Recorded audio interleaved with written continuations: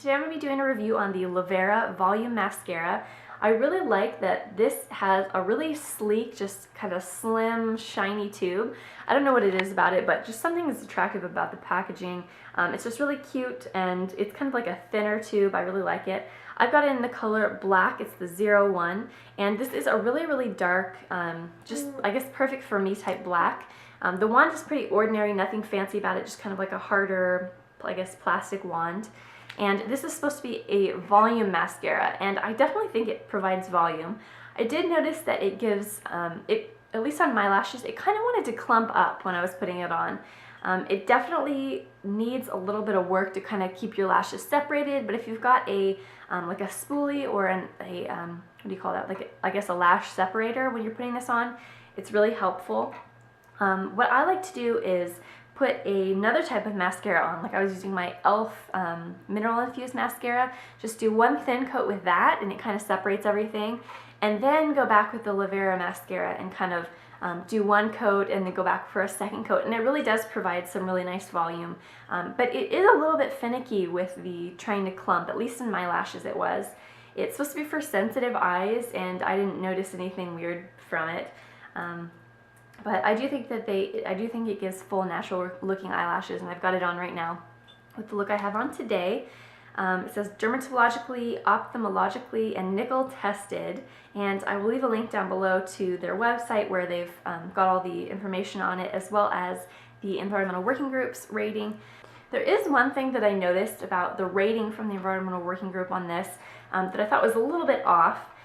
The Environmental Working Group rates this a 5, which classifies it as like moderate hazard or moderate toxin. And if you guys have been following me, you know that I like to keep everything in the 0 to 2 range, low toxin. But when I was looking at it, I noticed that they had fragrance listed on the ingredients. And then I went over to the Lavera website, and it says fragrance, but in parentheses it says natural. So I think it got such a high rating because the EWG, Environmental Working Group, they rate fragrance as really hazardous because companies can list the word fragrance and it can mean a bunch of different synthetic chemicals. But for this in particular, it said natural, so it's not going to be a bunch of synthetic chemicals.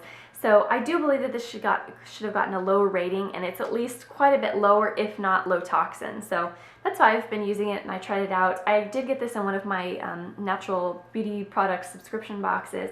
So I've been using it, and I think it's safe enough to have on my eyes. It does have, I believe it's called grain alcohol in it also, which was another one that was up there. Just the fragrance and the grain alcohol kind of rated it higher. But I do think that this would probably be low toxin, or maybe a 3 if you took out the fact that the Environmental Working Group kind of classified it wrong there. But overall, I think this is a nice mascara. Is it worth the cost or the hype? I'm not sure because of the fact, you know, like I mentioned, it kind of tries to clump, so it does take a little bit of extra time. Really, at least for me, it took a little bit extra time to kind of separate everything and do multiple coats. It did take a little bit longer to dry than I'm used to also. So if you had kind of issues with when you put on mascara, you know, it getting on your upper eye, it could be a problem maybe, because I naturally just have kind of like longer eyelashes, so if I were to have a hard time putting it on and it takes a while to dry, it could maybe get on your upper lashes.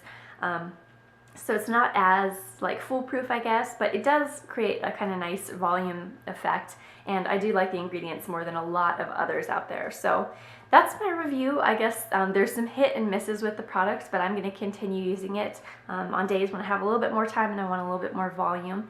So if you guys like the review, give me a thumbs up above, and also make sure you're subscribed so you stay tuned for more videos. Thank you guys for watching, and have a great day.